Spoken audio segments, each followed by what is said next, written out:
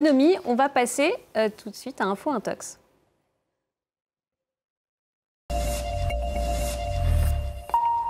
Info Intox avec Marc Pauvre ce soir. Marc, bonsoir. Bonsoir. La chaîne britannique, la BBC, est accusée de s'être rétractée après avoir dénoncé les exactions d'Israël à Rafah le week-end dernier dans la bande de Gaza. De quoi s'agit-il exactement ?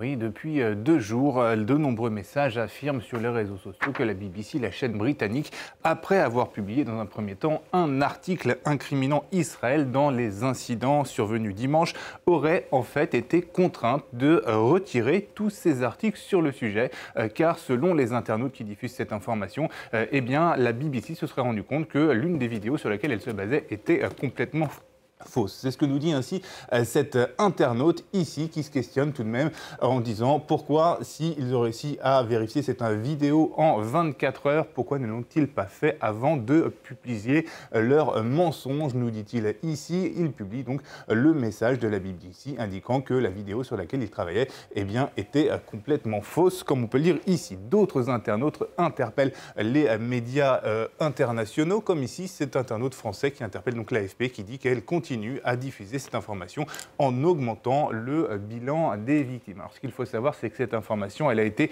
aussi relayée par la Maison-Blanche elle-même, par le biais de Caroline Leavitt, la porte-parole de la Maison-Blanche que l'on peut voir ici. Caroline Leavitt qui n'a pas de mots assez durs pour critiquer la BBC dans cet extrait que vous voyez, notamment pour critiquer son manque de professionnalisme. Elle cite ainsi les différents titres de la couverture de la fusillade faite par la chaîne avant de terminer en expliquant que la chaîne se faisait le porte-parole du Hamas. Et vous le voyez, elle brandit ici une feuille en particulier, une feuille qui a été imprimée. Il s'agit en fait d'un tweet qui a été donc effectivement imprimé. Ce tweet, le voici. C'est un certain Yehiel Jacobi qui donc l'a diffusé, comme on peut le voir ici. Yehiel Jacobi, c'est un étudiant américain partisan de Trump et relais de la propagande pro-israélienne. Alors Marc, que sait-on de ces accusations ? La BBC a-t-elle réagi ?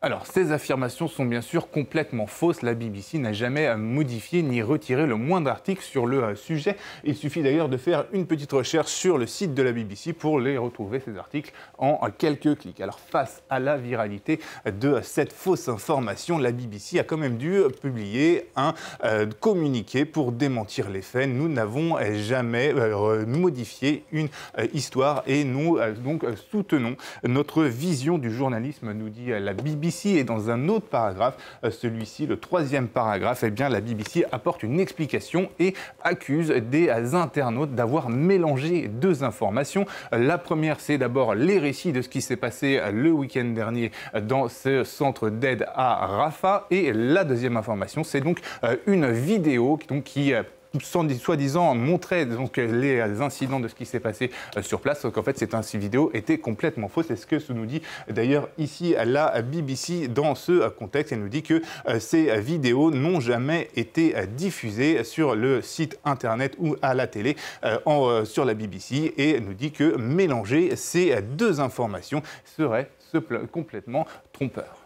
De nombreuses fausses informations circulent sur le drame intervenu dimanche près de Rafah. Oui, effectivement, de nombreuses séquences vidéo ont été présentées à tort sur les réseaux sociaux comme documentant ce drame, comme cette vidéo diffusée par un journaliste d'Al Jazeera, vidéo que voici, que je vous montre. Voilà, ici, on y voit effectivement, il semble avoir une grosse explosion. C'est surtout ça que l'on peut voir sur ces images. Cette vidéo, elle est complètement fausse. Enfin, elle date bien, elle se situe bien dans la bande de Gaza, pardon, mais elle est en fait bien antérieure et elle a été tournée à Khan Younes. Et c'est d'ailleurs cette vidéo en question que a dénoncé ici dans ce même article eh bien, la BBC. Il n'avait donc absolument rien à voir avec ce qui s'est passé à Rafah.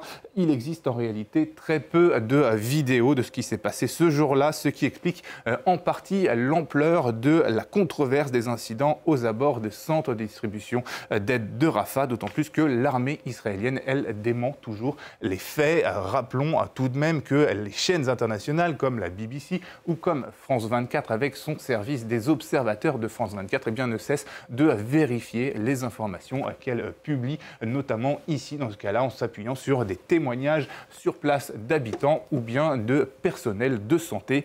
La BBC rappelle d'ailleurs qu'aucun journaliste international n'a le droit de pénétrer dans la bande de Gaza et c'est bien là le nœud du problème.